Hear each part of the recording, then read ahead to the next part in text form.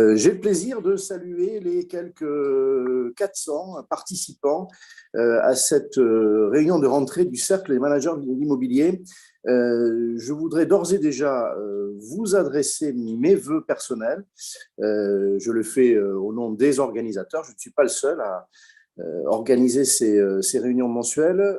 Tout à l'heure, à ma suite, Émilie Jousset, je le sais, présentera ses propres vœux et d'ailleurs à un second titre en ce qui la concerne. Mes vœux s'adressent à tous ceux qui sont fidèles à ce cercle, aux nouveaux participants. Je suis convaincu que ce thème en a fait venir aujourd'hui.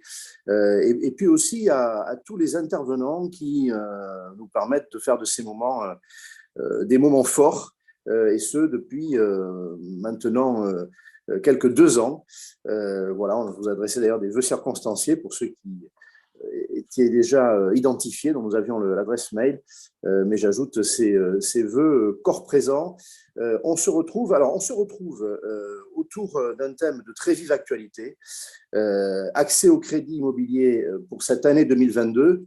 On va parler non seulement en ce début d'année du moment présent, mais on va se projeter, comme il est de coutume, sur la totalité de l'année.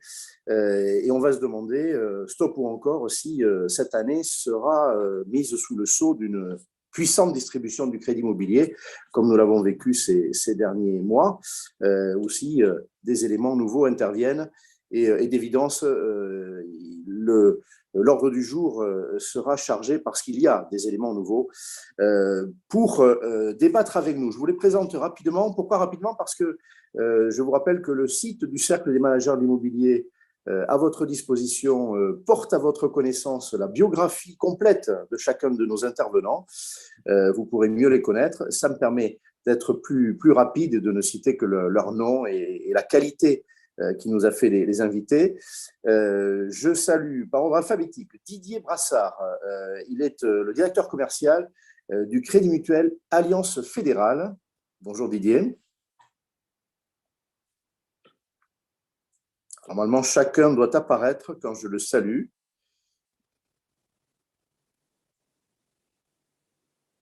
Bon, je vais continuer, il y a peut-être un petit problème le concernant. Je salue à sa suite Xavier Lépine. Il est le président de l'Institut de l'épargne immobilière et foncière. Ah, oui, alors Didier est apparu. Bonjour Didier, voilà. Bonjour à tous, merci, en tout cas ravi d'être avec vous. On vous avait perdu, merci beaucoup. Donc Crédit Mutuel Alliance Fédérale, je le rappelle, allez, j'allais dire c'est l'essentiel de la grande famille du Crédit Mutuel, 13 fédérations sur les quelques 18 que comporte le Crédit Mutuel. Je vous remercie spécialement. Vous représentez un grand établissement financier. Les banques ne sont pas bavardes en général, et vous avez accepté spontanément cette invitation pour vous exprimer sur ce qui va se passer en 2022, avec même une prise de risque puisqu'on va se projeter sur les mois qui viennent. Grand merci. Je remercie Xavier Lépine également, qu'on va voir apparaître. Il est donc le président de l'IEIF, qui est une institution bien connue dans l'univers de l'immobilier, centre de recherche, d'analyse. Bonsoir Xavier. Bonsoir. Alors, Xavier apparaît, je vais donc le citer, malgré l'ordre alphabétique, immédiatement, c'est Michael Nogal. Faut-il le présenter? Il a déjà été notre invité, il a déjà répondu présent. On le remercie encore ce soir d'être à vos côtés, Xavier. Michael Nogal, député de Toulouse, de Garonne, président du Conseil national de l'habitat, 3 fois rapporteur de textes directement liés au logement au cours de la législature. On peut commencer à faire un bilan parce que voilà, elle tire à sa fin. Et puis en plus, on a appris que Michael Nogal s'était choisi un autre destin qui n'est pas politique. Donc on rappelle volontiers tout ce qu'il a fait pour nous. Alors pourquoi vous êtes à côté tous les deux? Parce que au-delà de vos missions respectives, et on vous a invité l'un comme président de l'UEF, l'autre comme parlementaire spécialisé, vous avez une mission qui vous a été confiée par le parti présidentiel, par La République En Marche, qui est de préparer le programme logement immobilier pour celui ou celle qui représentera La République En Marche pour l'élection présidentielle. C'est un suspense insoutenable. Mais ce qui ne l'est pas, c'est que tous les deux, vous coopérez pour animer la réflexion. Donc, je le dis volontiers, c'est à ce double titre que vous êtes avec nous. si on peut se projeter sur les années qui viennent avec la possibilité que votre champion, votre championne soit demain aux affaires. On va aussi le faire avec votre complicité.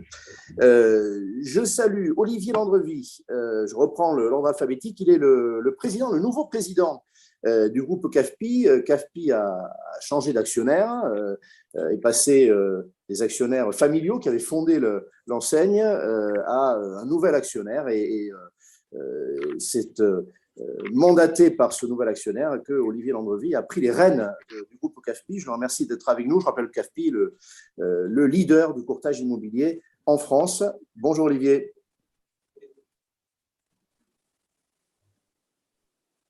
Bon, il y a un peu de désordre. Je vois apparaître Didier. Voilà, c'est très bien, mais ce n'est pas l'ordre souhaité. Bon, alors, je continue. Le dernier de nos invités, je le remercie comme j'ai remercié Didier Brassard, que pour moi j'ai sous les yeux, c'est Guy Poyen. Il représente l'autre grande enseigne bancaire qui a accepté, et donc de la même manière, je le remercie, de s'exprimer. Je rappelle qu'on n'entend pas souvent les banques, pour des raisons liées d'ailleurs aussi à leurs impératifs de discrétion. Elles ne peuvent pas parler aussi librement que n'importe quelle entreprise. On est d'autant plus sensible à ce qu'elles aient accepté ce débat. Guy Poyen est le directeur marketing et digital client du Crédit Agricole Île-de-France. Et je vais d'ailleurs dire, messieurs, que nous avons avec nous ce soir les deux banques préférées des Français. Voilà, hein, puisqu'il y a eu un récent sondage, je crois qu'il est régulier, qui mesure la popularité, le lien avec les Français des grandes enseignes bancaires. Eh bien, le Crédit Mutuel, le Crédit Agricole arrivent en tête. Allez, je peux bien dire d'ailleurs que le Crédit Mutuel est en tête, mais voilà, ils sont confraternels et Didier Brassard lui-même, quand je lui ai dit ça, quand je l'ai félicité, m'a dit oui, mais bon, on ne doute pas que le Crédit Agricole va s'employer à nous passer devant. Voilà. Bon, donc c'est une confraternelle concurrence pour la bonne cause, pour le service du client. Donc merci à vous d'être avec nous. Je passe la parole. Voilà, Guy Poyen. Alors, ça y est, je le vois, et je pense que tout le monde le voit. On n'avait pas vu son visage. Je vais rappeler Olivier Landrevie parce qu'on ne l'a pas vu non plus. Je crois que là, tout marche désormais, c'est ce qu'on me signale. Olivier, est-ce que… Bonsoir, bonsoir voilà. Henri. Merci. Bonsoir à tous. Parfait. Donc, merci à vous cinq. Émilie Jousset, elle est la présidente du pôle communication de ce cercle des managers de l'immobilier. Elle a compté aussi dans sa création il y a 2 ans. Et je le disais, à 2 titres, je pense qu'elle aura le souci de nous présenter des vœux et puis de nous dire un mot sur cette soirée. On va attaquer ensuite le débat. Merci Henri. Oui, bonsoir à tous. Évidemment, mes vœux, ils s'adressent à toute la communauté des professionnels de l'immobilier qui nous regardent et qui nous suivent depuis 2 ans au sein du Cercle, dont font partie nos adhérents et partenaires de l'ENIS Grand Paris. Donc, mes vœux, ils s'adressent à tous, bien évidemment. Tout d'abord, comme vous le savez, comme vous avez été nombreux, nous avons été nombreux à être éprouvés depuis 2 ans. Mes vœux, c'est d'abord une santé de fer pour chacun d'entre vous individuellement et vos familles et vos amis. Et puis, longue vie au Cercle et cet espace de réflexion qu'on aime tant. Voilà, sachez que nous serons toujours en action pour continuer à ouvrir des sujets, à débattre ensemble. Voilà, on le redit à chaque fois, mais pour nous, c'est vraiment l'ADN du Cercle. Un espace où on a le temps de débattre, où on s'écoute et où chacun peut développer ses arguments de façon précise et voilà, dans un espace bienveillant. Donc pour nous, c'est vraiment des vœux de continuité de tous ces sujets-là, et notamment le sujet de ce soir, qu'on avait déjà commencé un peu à aborder dès le mois de septembre-octobre, quand les premiers refus de prêt étaient arrivés avec les nouveaux DPE. On s'est rendu compte au mois de décembre que malheureusement ces refus touchaient maintenant les professionnels, et du coup engendraient beaucoup de questions au sein de notre communauté de professionnels de l'immobilier. D'abord, s'il allait être obligatoire et dans quelle proportion d'intégrer cette somme de travaux et jusqu'à ce quelle lettre du DPE, qui parfois peut se révéler une somme importante si on passe de F à E, alors qu'on a encore 8 ans pour faire les travaux. Donc, tous ces coûts de revient pourraient être décorrélés des prix du marché et arriver à, malheureusement ou pas, on verra, et on en débat ce soir, freiner l'application de cette loi, voire être contre-productif, ce que nous ne souhaitons évidemment pas, puisque nous avons ce soir Michael Nogal que nous avons accompagné et voilà, qui a bien voulu nous écouter lors de toutes ces réflexions autour de cette nouvelle loi. Et pour nous, c'était très important d'en débattre ce soir. Donc, on repose la question ce soir avec les banques. Voilà, Henri, tu les as remerciés et je les remercie à mon tour pour que le débat soit complet et productif. Merci à tous. Bon, je peux bien dire, le cercle est indépendant de toute organisation professionnelle, mais Émilie a une deuxième fonction en tant que professionnelle immobilier. Elle est la présidente de l'UNIS du Grand Paris et ça devait être normalement, si la Covid ne nous en avait pas empêché, une réunion physique et qui aurait compté pour la communauté professionnelle. Alors, je pense que oui, mais les Unisiens se retrouveront le 14 mars finalement, donc c'est bientôt. Parfait, très bien. Allez, on commence. Alors, Olivier Landrevi, de toute façon, Olivier, j'avais envie de vous donner la parole d'abord parce que, au rang de ce qui peut changer la donne dans la distribution du crédit immobilier en 2022, il y a ces fameux critères du Haut Conseil de stabilité financière et votre maison, j'allais dire avant même que vous ne la présidiez d'ailleurs, hein, avait été très offensive pour dire les risques qui étaient attachés à ces nouveaux critères, des risques de fermeture du crédit pour un certain nombre d'emprunteurs sur un certain nombre de segments. Alors, je voudrais avoir votre regard en ce début d'année 2022. Ces critères du Haut Conseil, on les rappellera hein, en deux mots si vous le voulez bien, prennent autorité juridique depuis quelques jours, en ce début d'année. Et puis, de toute façon, c'est aussi votre actualité. J'ai vu un communiqué de presse de ce jour par lequel vous donnez vos prévisions et vous faites vos constats sur le crédit immobilier en ce début de 2022. Donc, Olivier, votre regard sur ces critères et puis plus largement, puisque vous avez pris la parole aujourd'hui même. D'accord. Alors, peut-être d'abord en toile de fond, rappeler que en matière bancaire, en matière de crédit, on ne manquait pas exactement de réglementation, puisqu'il y a un corpus prudentiel au niveau mondial qui est extrêmement lourd, qui s'appelle BAL 3, qui est encore en train d'évoluer. Il y a de nombreuses règles européennes qui sont venues se greffer à ça depuis une dizaine d'années, qui ont eu d'ailleurs pour effet de sortir toutes les grandes banques européennes du top 20 mondial. Il faut quand même le savoir. Et puis, en France, on a des dispositifs spécifiques de protection des emprunteurs, qui sont d'ailleurs très, très efficaces. Je pense en particulier à la loi Scrivener et aux commissions de surendettement. Et donc, par-dessus ça, on a maintenant ce Haut Conseil à la stabilité financière qui s'occupe de beaucoup de sujets et qui a notamment décidé de produire des normes qui s'imposent maintenant aux banques en matière de règles d'octroi de crédit.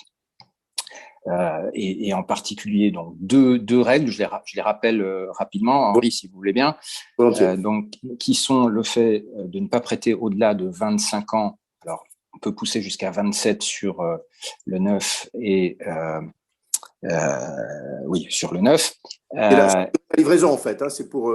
c'est ça, c'est pour les VFA, c'est pour les 2 ans de construction. Exactement. Mais donc, 25-27 ans max et un taux d'endettement, c'est-à-dire ce que les charges de remboursement vont représenter par rapport à vos revenus nets qui ne doivent pas dépasser 35%, quel que soit le niveau de vos revenus.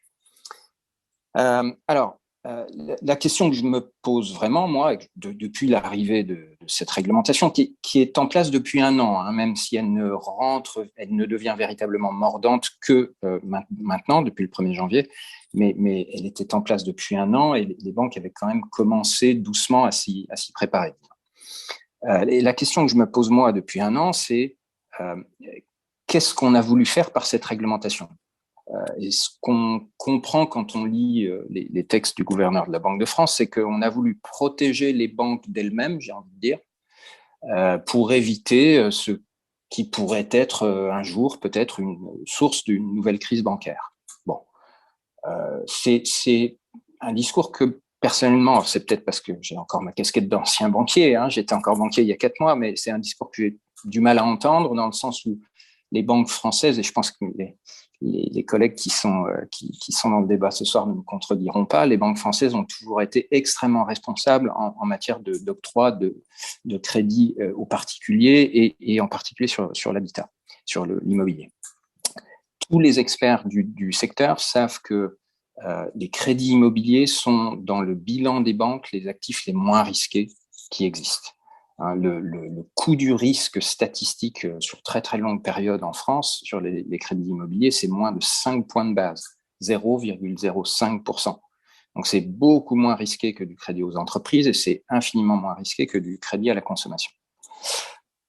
Ensuite, je rappelle quand même aussi pour le plaisir que les 2 derniers désastres bancaires en France, c'était Dexia et le Crédit Lyonnais, et ça n'avait strictement rien à voir avec des crédits à l'immobilier.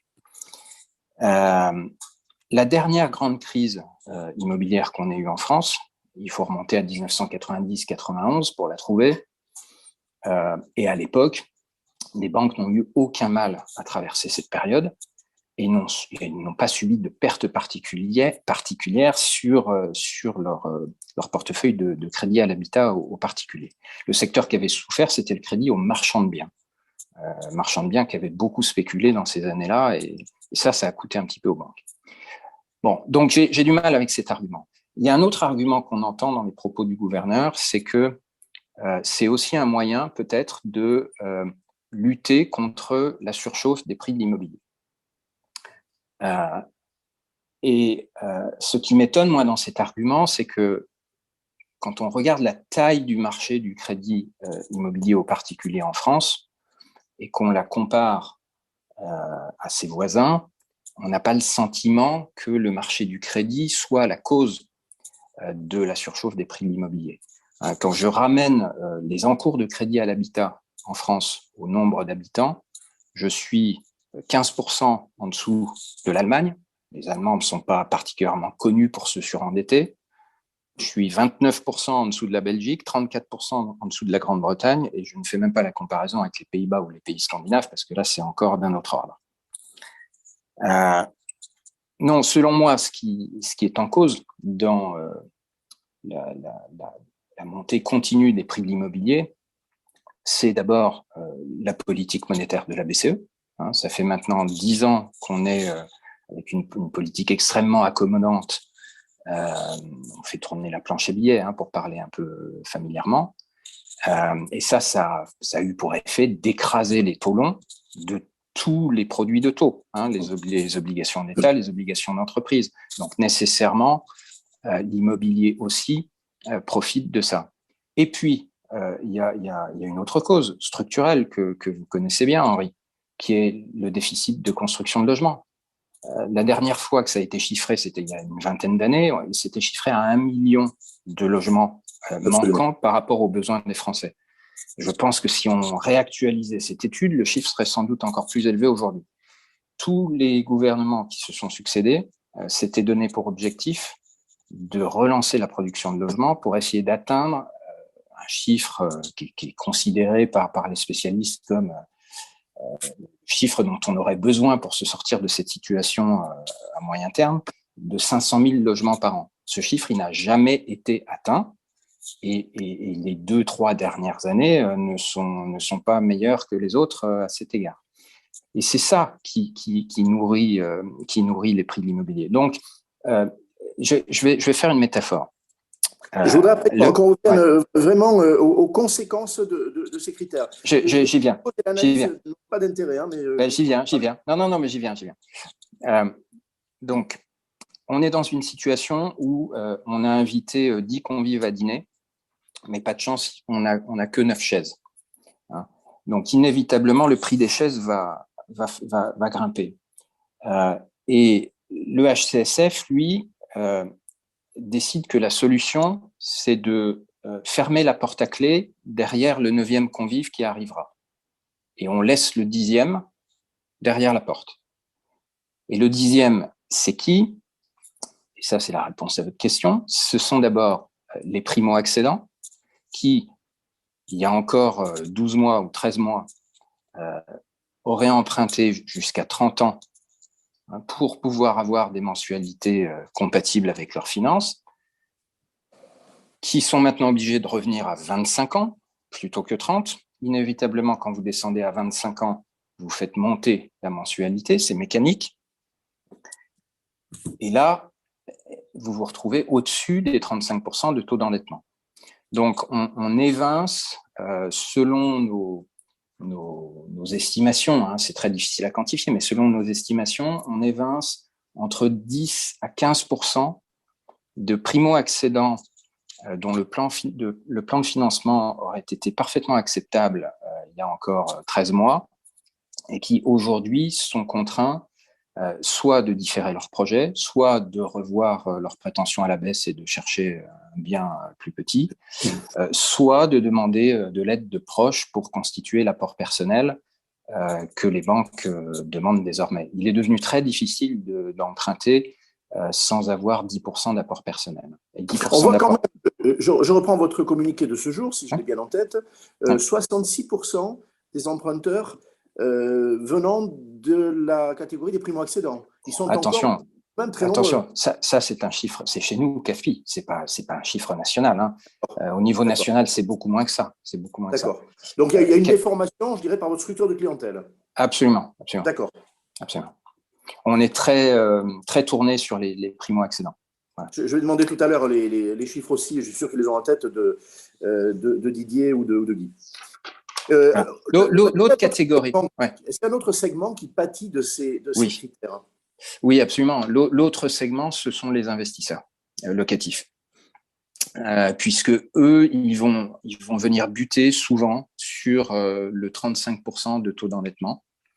Les banques, jusqu'à l'an dernier, étaient régulièrement prêtes à monter au-dessus de 35% de taux d'endettement pour des clients, évidemment, qui présentaient des revenus confortables. En réalité, les banques fonctionnaient autour d'un critère qui n'était pas véritablement le taux d'endettement, mais plutôt le reste à vivre. C'est-à-dire qu'on calculait le montant en euros qu'il resterait au client pour vivre une fois qu'il aurait payé sa mensualité. Et si ce montant en valeur absolue était considéré comme, permettant de vivre sans difficulté, on était prêt à monter à 40-45% parfois de taux d'endettement pour des gens qui avaient des revenus confortables. HCSF ne permet plus de le faire, ou plutôt ne permet de le faire que pour un nombre limité de dossiers, 20 dossiers sur 100. Mais parmi ces 20 dossiers, il faut savoir que seulement 4 peuvent être consacrés à de l'investissement locatif. Et donc, du coup, vous avez des ménages qui ont Ça fait partie des critères, parce que merci de dire qu'on n'entend pas ça. Les 20% ont été portés, je dirais, à la connaissance du public. Dans ces 20%, sur ces 20 dossiers sur 100, disons, qui vont pouvoir donner lieu à accommodement avec le ciel, il y en a 4 pour les investisseurs. C'est ça. C'est ça. Pas plus de 20% des 20%, ce qui fait donc 4%, peut être consacré à de l'investissement locatif. Très clair. Et donc l'investissement locatif, quand vous êtes déjà à 35% de taux d'endettement, ça devient très, très compliqué. Il faut vraiment être un client très fidèle, très loyal et très bien connu de sa banque pour passer dans les 4 dossiers sur les 100. Quoi. Voilà. D'accord, parfait. Et ça, c'est un petit peu dommage parce que quelque part, à un moment, ça rejoint le sujet de la construction de logements, à un moment où on aurait besoin de nouveaux logements, on se prive finalement de personnes qui étaient prêtes à amener des capitaux qui auraient pu servir à financer de nouveaux logements. D'accord. Dernière question, et avant d'aller vers Didier Brassard. Les établissements financiers aujourd'hui ont intégré véritablement ces critères. Pour être clair, ils ont été dictés fin 2019. Progressivement, ils sont entrés dans les mœurs. Ils sont mordants, je reprends votre expression qui me va bien depuis quelques jours. Il n'y a pas aujourd'hui d'établissements financiers qui s'affranchissent ou qui composent avec ces critères. Non. Alors, il y a 2 choses pour répondre à votre question. D'abord, vous avez des situations individuelles d'une banque à l'autre qui peuvent être assez différentes. Donc, vous avez certains établissements, je pense notamment au sein des groupes mutualistes qui sont organisés en région. Les critères doivent être respectés à l'échelle de chaque banque, chaque banque régionale du coup. Oui.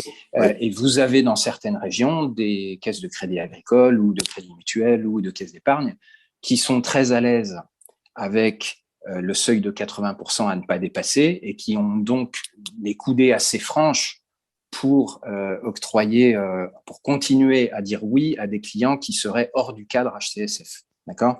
Mais à l'inverse, vous en avez d'autres qui se sentent très à l'étroit dans cette liberté de 20%, enfin cette liberté conditionnelle de 20% qui leur est donnée. J'étais la semaine dernière en région, je ne vais pas citer la banque, mais dans une région où il y a un parc locatif important, plus important qu'ailleurs, sans doute parce que grande ville étudiante, etc., et qui se sentent extrêmement à l'étroit avec ce 20%, et encore plus avec le 4% que j'ai évoqué sur le locatif, et qui du coup ont décidé purement et simplement de cesser d'offrir des financements à des investisseurs locatifs qui ne seraient pas déjà clients de la banque.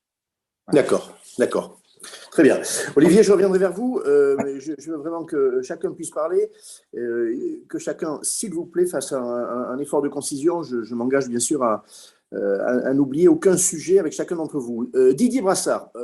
Didier, aujourd'hui, parlons tout de suite de ces critères. Est-ce qu'ils vous contraignent effectivement? Est-ce que cette marge de 20% dont on a appris qu'à l'intérieur, vous aviez une enveloppe pour les investisseurs vous donne suffisamment d'oxygène à l'échelle de l'Alliance fédérale, hein, on ne va pas parler d'une caisse en particulier, même si on l'a entendu, c'est intéressant ce que vient de dire Olivier, il y a des effets de structure de parc, de nature de clientèle.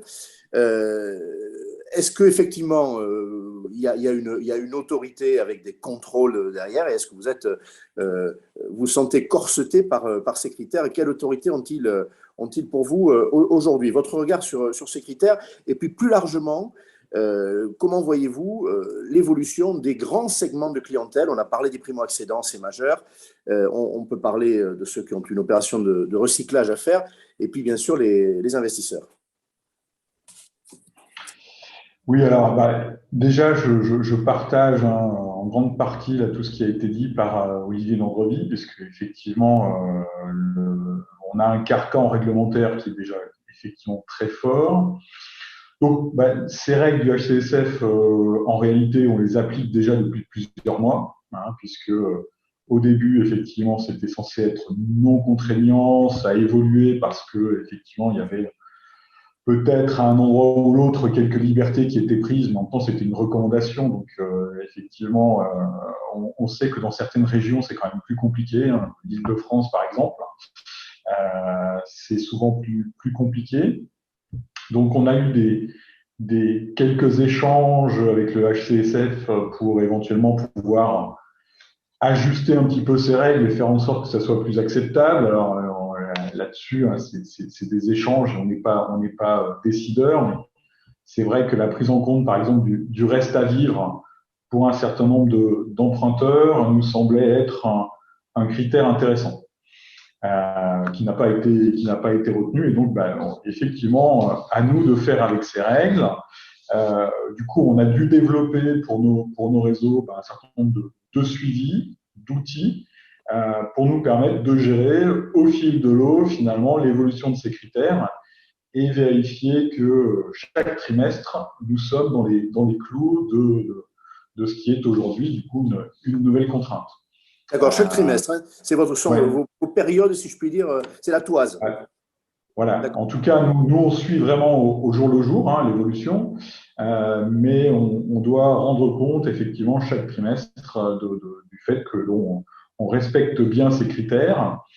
Alors, d'une certaine façon, j'ai envie de vous dire, puisque ça fait déjà plusieurs mois qu'on l'applique et qu'on a connu, vous le savez bien, et on a tous vécu une année 2021 assez exceptionnelle en termes de crédit immobilier, puisqu'on a eu une production de crédit qui était absolument remarquable, bien supérieure à ce qu'on a connu ces dernières années. Et puis, même quand on compare avec les années où il y avait beaucoup de rachats de crédit, hein, là, on est vraiment sur de la nouvelle production.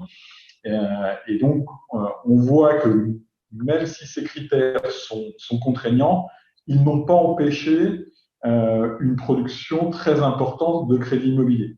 Et donc, par rapport à peut-être un élément qui était recherché par le HCSF d'éviter un peu la surchauffe, dans ce cadre-là, on peut dire que l'objectif n'est pas complètement atteint, ou en tout cas en 2021, on a vu que ça n'a pas empêché une activité dynamique sur le crédit immobilier. Mais est-ce qu'on a eu une upgradation de la clientèle? Bon, on a entendu que mécaniquement, Olivier l'a très bien expliqué, les primo-accédants, pour beaucoup, sont éjectés, si je puis dire, du crédit. S'ils n'ont pas l'apport personnel et que la durée ne peut pas leur donner d'oxygène, ils doivent renoncer à leur opération ou la différer. Est-ce qu'on a vu la population de ceux qui ont quelque chose à revendre être surreprésentée, devenir plus importante? Ensuite, on parlera du cas particulier des investisseurs, qui bien sûr est très intéressant. Non, pour l'instant, nous, en tout cas, on n'a pas mesuré de difficultés à ce niveau-là. C'est vrai qu'après, dans l'enveloppe de 20% dont on dispose pour sortir des critères, nous, on a fait le choix de favoriser le plus possible les primo-accédants. Donc, ça, c'est un élément important. La durée de 25 ans avec les taux actuels permet quand même à bon nombre de clients de voir passer leur projet. Peut-être que si on se projette et qu'on s'oriente vers des taux plus élevés et du coup des mensualités plus importantes, peut-être qu'on verra bouger un petit peu ces éléments-là. Et je dirais qu'aujourd'hui, on était dans une situation plutôt favorable avec des taux historiquement bas qui font qu'on avait quand même un maximum de dossiers qui pouvaient passer.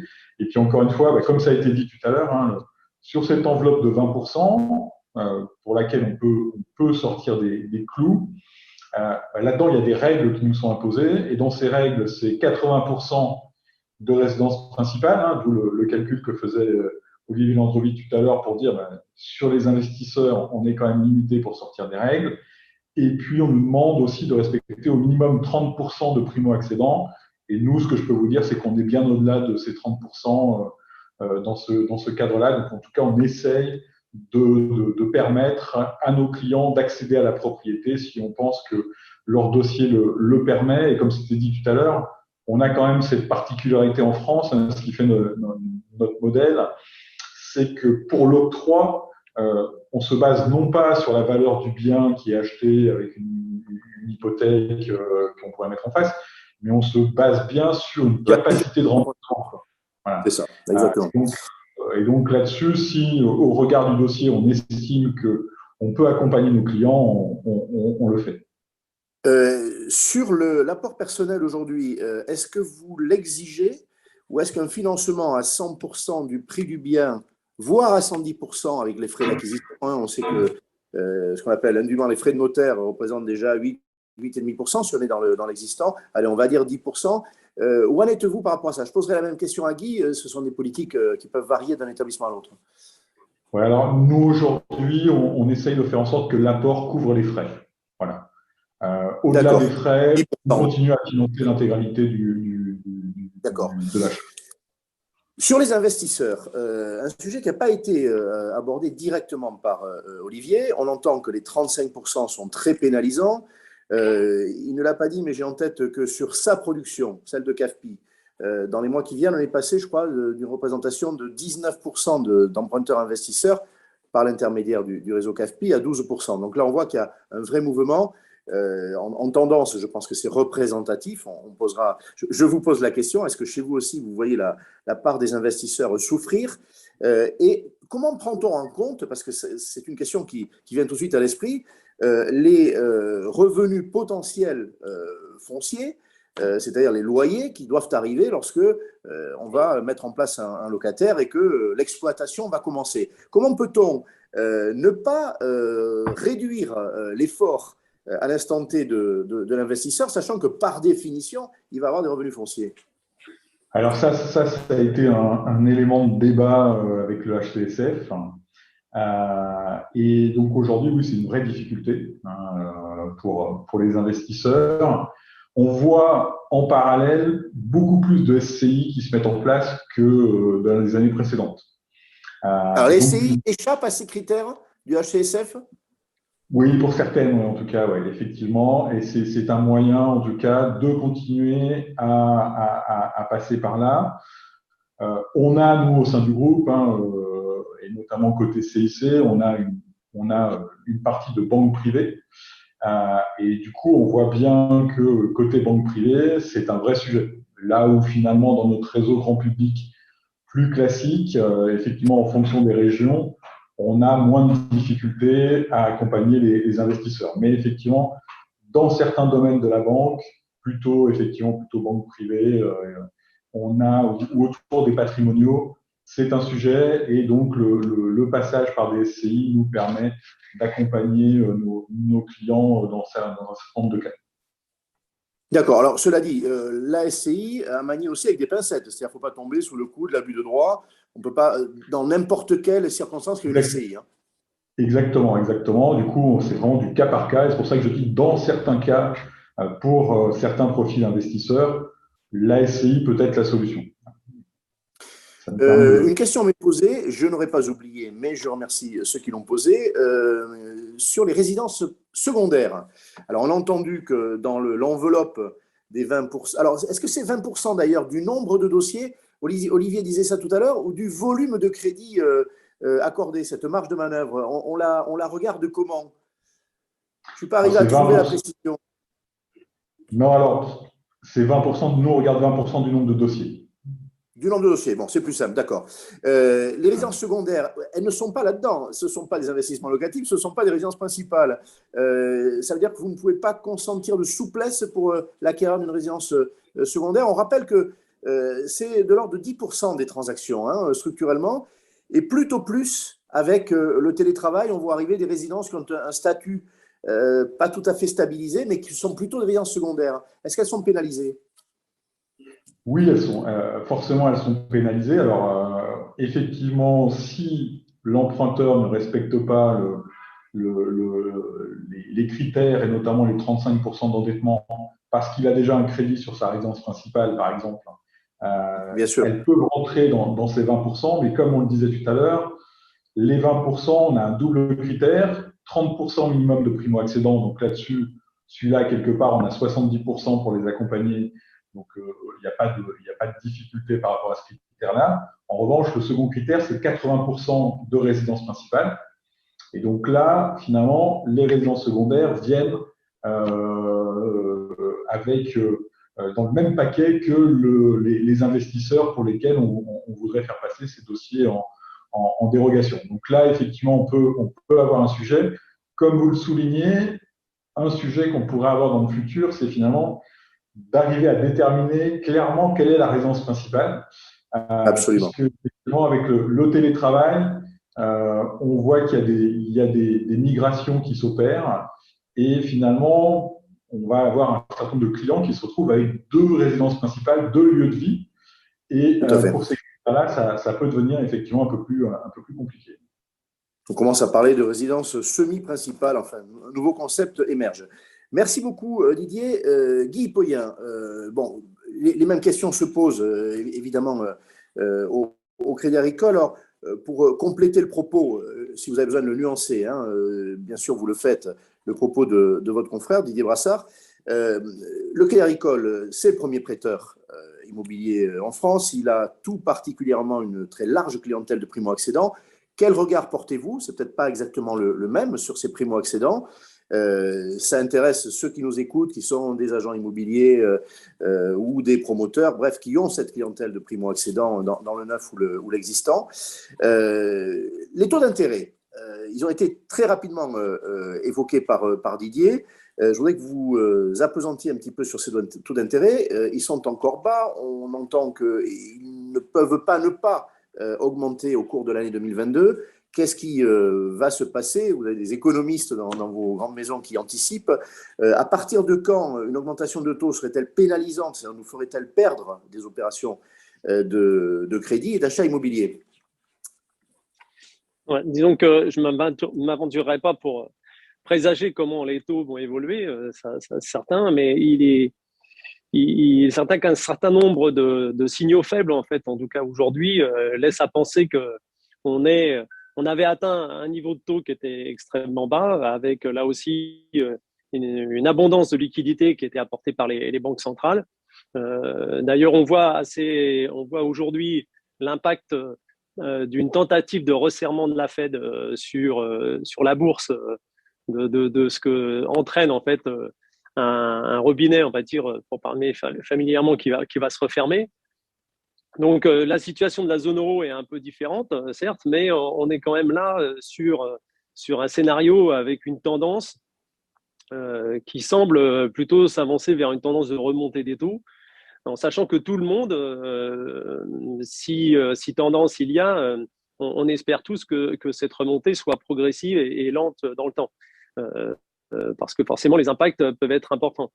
Alors, on l'a dit tout à l'heure, il y a beaucoup d'éléments qui intègrent les critères HCSF. On n'en a pas parlé aussi, mais il y a depuis de nombreuses années une augmentation assez systématique en fait, des prix de l'immobilier qui viennent ajouter une contrainte supplémentaire. Et si à ces critères, on y ajoute une hausse des taux, comme M. Rassard l'a dit, évidemment, ça vient peser sur l'endettement, sur le pouvoir d'achat.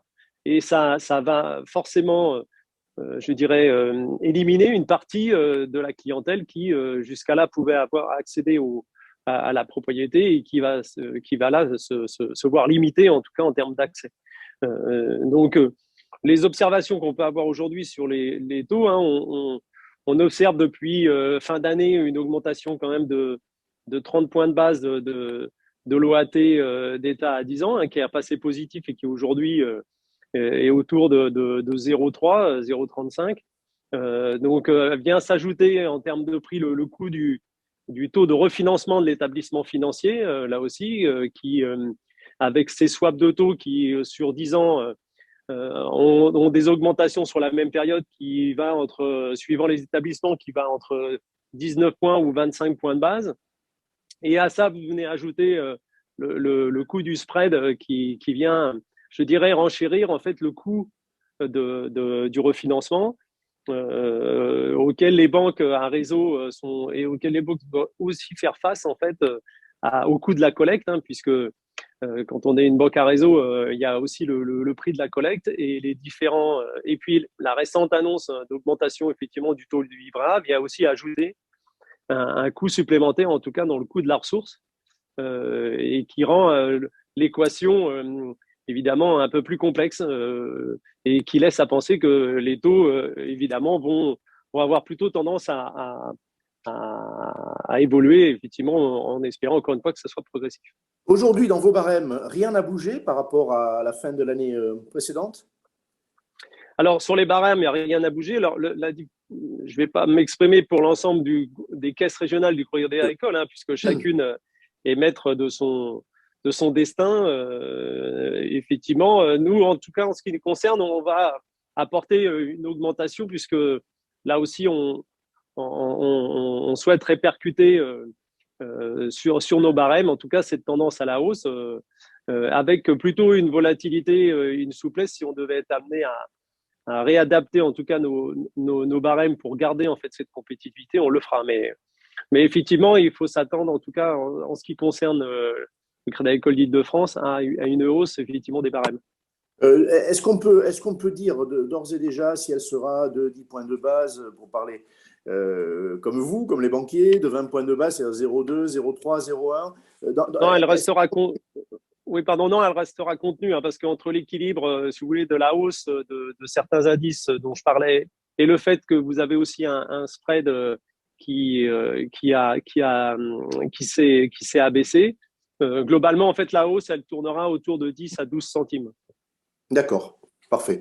Est-ce que cette proportion d'augmentation qui pourrait être majorée, hein, bon, je ne demande pas de vous engager au-delà des quelques semaines, est-ce qu'elle est de nature à couper de l'accès au crédit un certain nombre de ménages? Il faut se garder des discours de riches. Hein, si on augmente de 10, 12, 15 centimes, est-ce que dans l'équation de certains ménages à faible revenu, ça peut bloquer?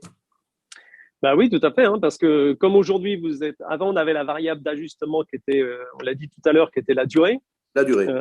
Donc là, maintenant, on est limité effectivement à ces 25 ans pour la plupart des crédits, puisque c'est plutôt dans l'ancien.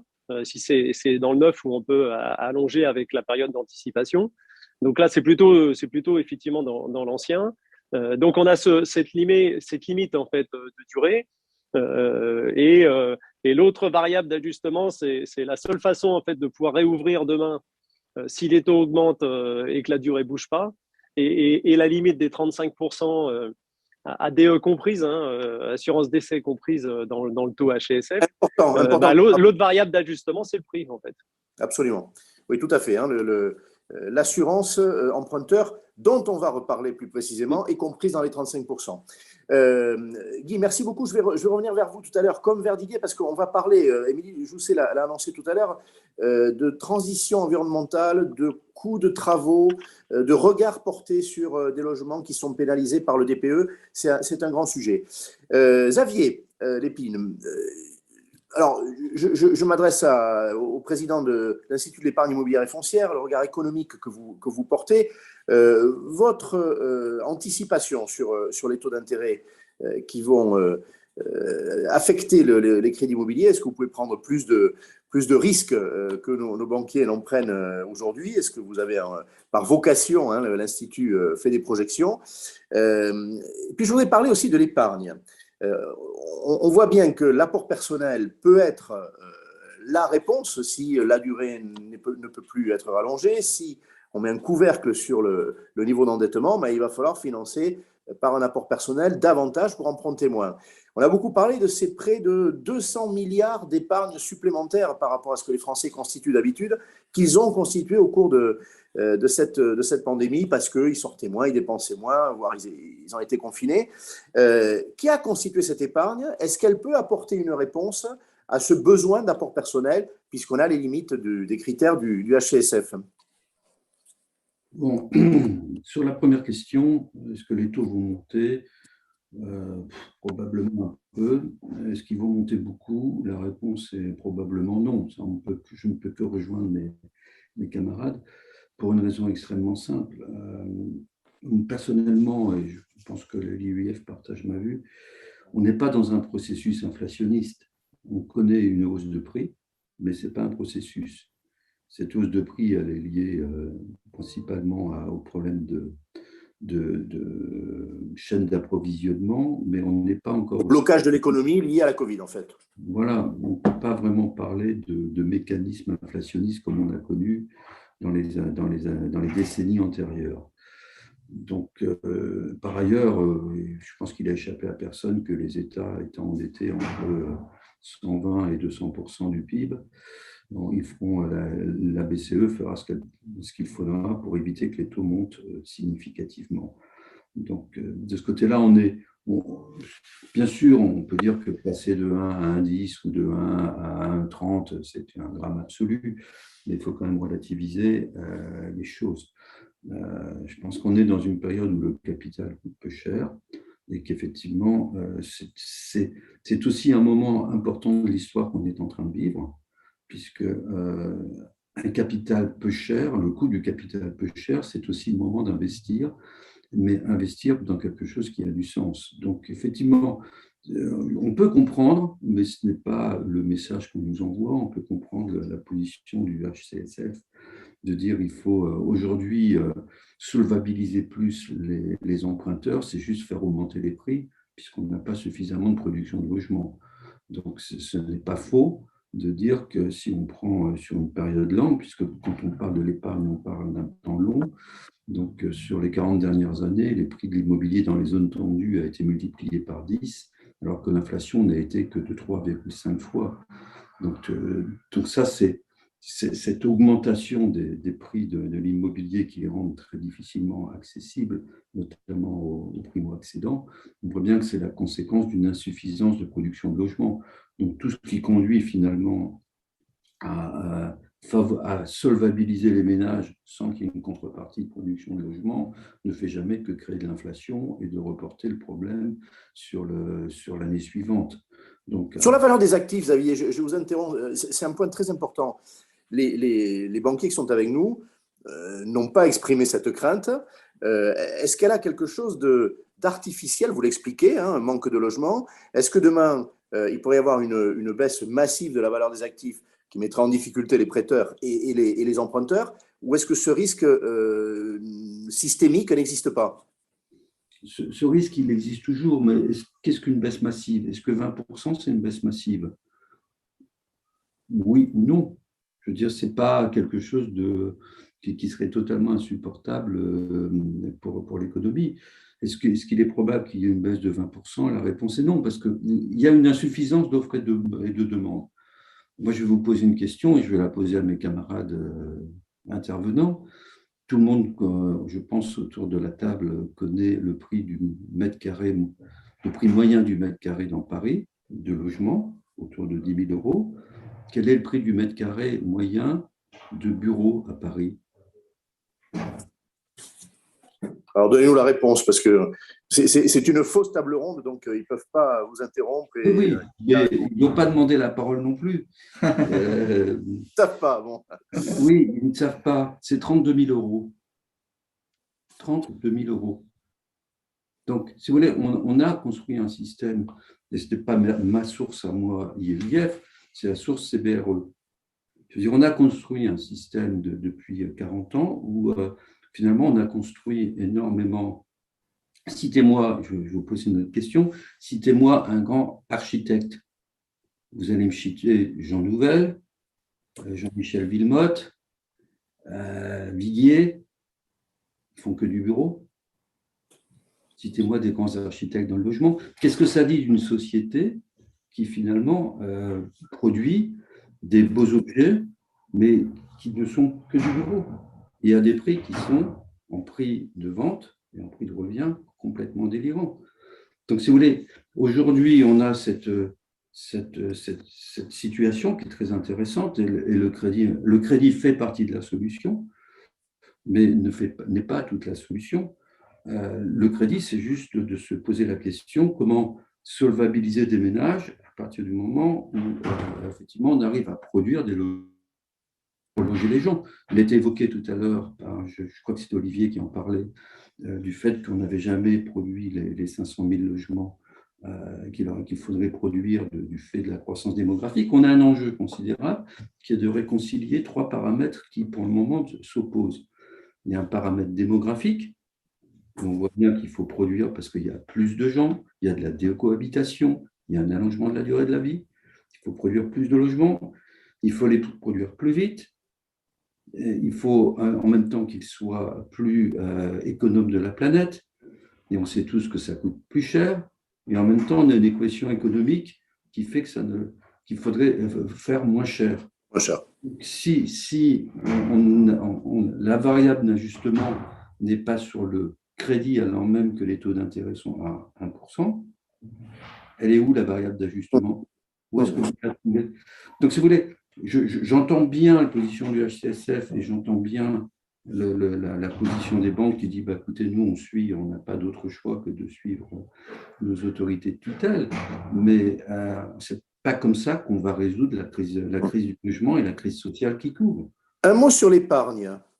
L'IEIF s'attache aussi à suivre l'évolution de l'épargne, son emploi. Est-ce que ça va constituer une solution?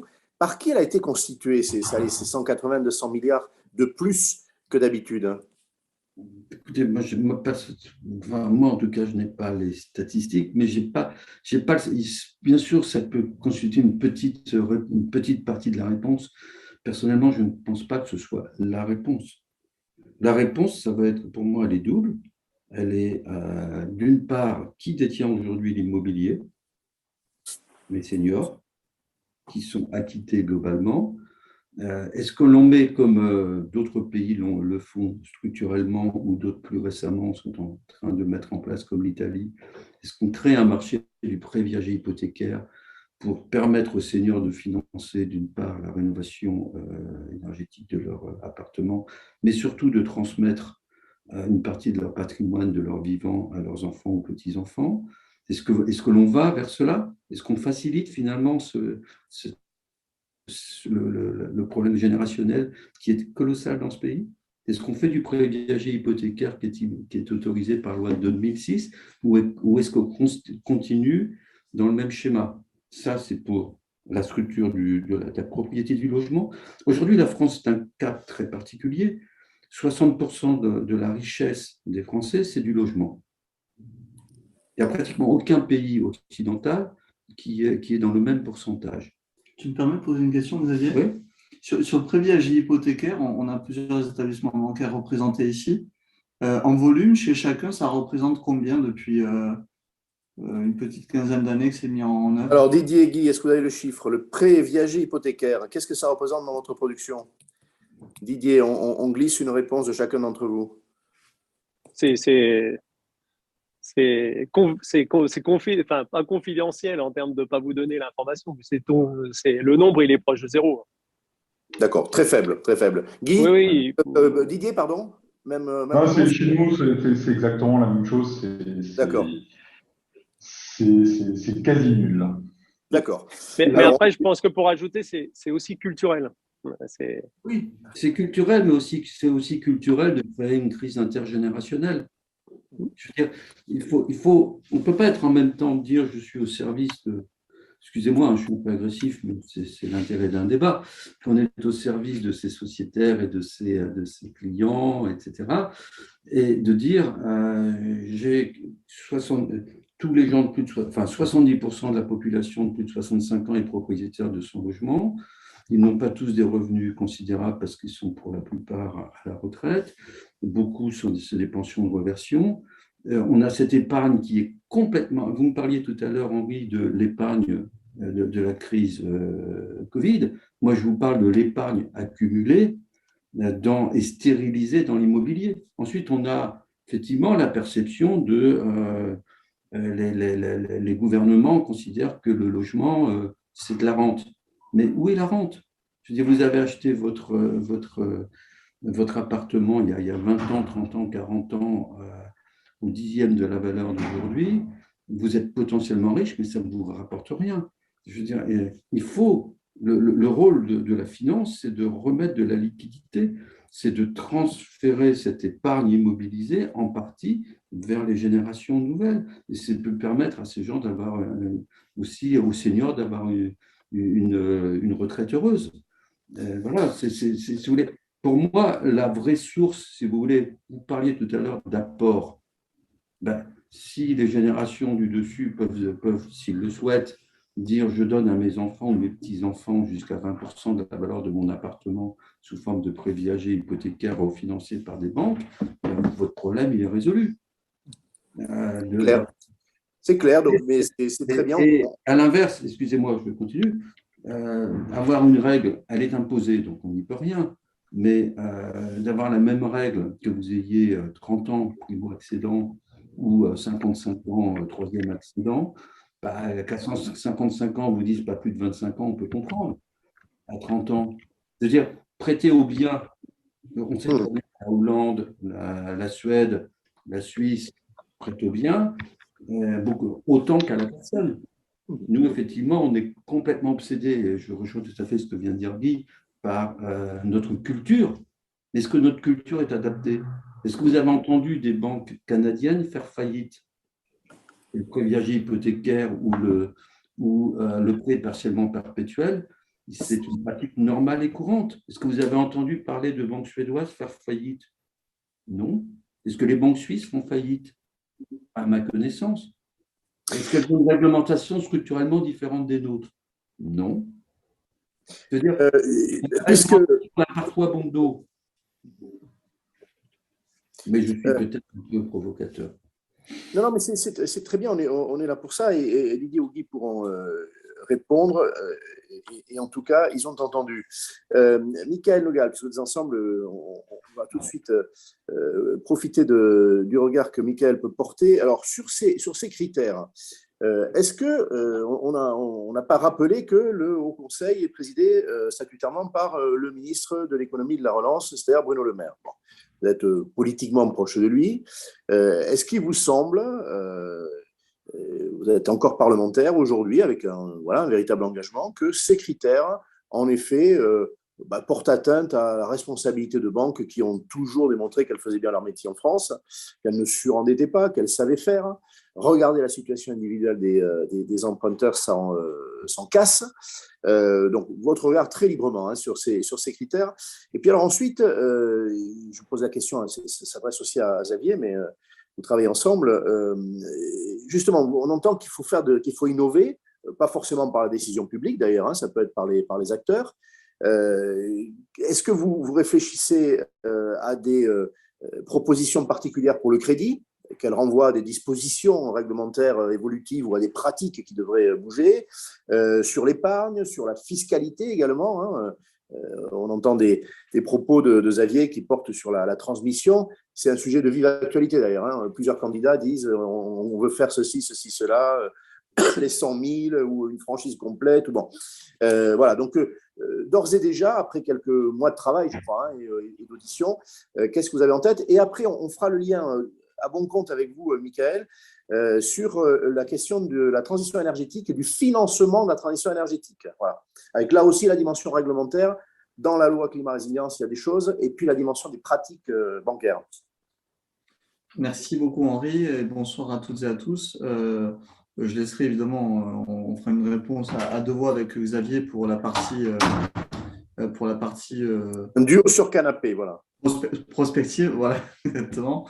Moi, concernant le HSF et les critères, de manière générale, Henri, on se connaît assez, et vous savez mon attachement à m'éloigner le plus possible des statuts et à lutter contre les inégalités justement liées au statut.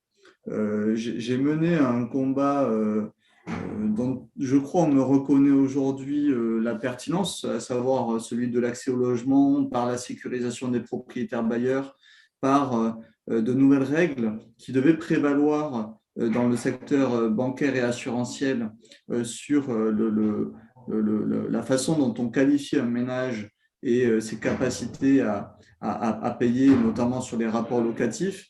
Mais je crois que la comparaison, elle vaut aussi sur l'investissement immobilier, l'investissement locatif. Et je rejoins Xavier sur le fait qu'on ne peut pas considérer de la même façon, mais d'ailleurs, c'est Didier, je crois, tout à l'heure, qui disait que dans les 20% de marge de manœuvre que le HSF laisse aux établissements, il donnait une priorité, en tout cas 30% parmi eux étaient des primo-accédants. La question, c'est est-ce que pour les établissements bancaires aujourd'hui, ces 20% sont jugés trop faibles? Moi, je pense que oui. Je pense que oui parce que à un moment donné, il faut aussi. J'ai toujours moi défendu l'intermédiation et je pense qu'il faut responsabiliser les uns les autres. Un administrateur de biens connaît son locataire, connaît son propriétaire qui est son client. Le banquier, c'est la même chose. Et en plus, il a la capacité d'accéder à des éléments qui lui permettent de juger j'allais dire, du bien fondé d'un projet immobilier, la capacité réelle à investir, à rembourser des mensualités. Et tout ça, après étude approfondie d'un dossier, on n'accorde pas un crédit comme ça, après simplement une demande formulée par mail. Donc, à mon sens, oui, il faut que chacun se responsabilise. Le HCSF, en faisant des règles instaurées il y a 18 mois, considère qu'il est pertinent justement de les pérenniser et qu'elles aient aujourd'hui une valeur contraignante. Je pense que c'est une approche peut-être un peu trop descendante et un peu trop tableau Excel, si je peux me permettre, et pas assez corrélé aux besoins des territoires. Quand je dis ça, aujourd'hui, et vous l'avez rappelé Henri, je suis actuellement rapporteur de la loi de décentralisation. On est en train de réfléchir avec le Parlement et le gouvernement comment on adapte les politiques du logement au plus près des territoires et en même temps, on continue sur le financement à avoir des règles qui, j'allais dire, viennent du haut et qui sont rigides. S'appliquent uniformément et sont trop rigides et elles ne tiennent pas compte des parcours de vie, elles ne tiennent pas compte des territoires, elles ne tiennent pas compte de certaines évolutions. Et donc, voilà, l'aspect, on va dire, la finance l'emporte à la fin, sur l'économie en réalité. La finance l'emporte sur l'économie et c'est à mon sens ça qu'il faut faire, c'est ça qu'il faut faire évoluer. Ensuite, une fois qu'on a dit ça, il y a la façon dont on accompagne. Vous êtes prêt à dire ça au ministre de l'économie, Michael? Pardon? Est-ce que vous êtes prêt à donner cette vue que vous partagez avec nous, cette Oui, vision? je considère qu'elle est publique. Et puis, moi, je souhaite que la finance doit être au service du citoyen et des projets de vie, encore une fois. Et est-ce que vous êtes prêt à essayer de convaincre, on entend que le propos est public, donc il peut être entendu aussi à Bercy, mais est-ce que vous êtes prêt à avoir un échange, si vous l'avez Bien, déjà à eu, titre circonstancié avec Bruno Le Maire? je ne mouille pas mon binôme, la REM, mais Ah non, mais non. à titre personnel, oui, c'est une volonté que j'ai d'assouplir certaines règles sans pour autant, attention, mon idée n'est pas de dire il n'y a aucun risque quand on accorde un crédit, il n'y a aucun risque pour le système bancaire, mais de fait, et Xavier l'a rappelé tout à l'heure, on n'a pas eu en tout cas, à mon sens, d'alerte suffisante, mais peut-être que le HCSF se base sur des informations que je n'ai pas. Mais à ce stade, de ce que moi je peux observer, il n'y a pas de risque d'alerte de nature justement à trop refermer D'accord. cet accès au crédit. Donc, je continue à porter ce sujet. Ensuite, je fais la transition et puis après l'échange se poursuive sur la transition écologique qui est à mon sens le sujet dans l'immobilier, que ce soit le tertiaire ou le résidentiel, des 20 prochaines années. 20 prochaines années, vous savez, je rappelle simplement quelques repères chronologiques. 2050, objectif de sobriété énergétique et de neutralité carbone de notre économie. C'est des objectifs qui sont partagés, qui ne sont pas uniquement nationaux. Le bâtiment, résidentiel et tertiaire, c'est 25% des émissions de gaz à effet de serre et 45% de la consommation d'énergie. On en arrive à un sujet qui me tient à cœur et qui nous a collectivement mobilisés ces derniers mois, c'est la loi climat et résilience, avec, à partir du nouveau DPE, du nouveau diagnostic de performance énergétique, des objectifs ambitieux fixés dans la loi pour réduire l'impact du bâtiment et du logement en particulier sur l'environnement, et avec des mesures qui, de fait, oui, ont un impact sur le marché.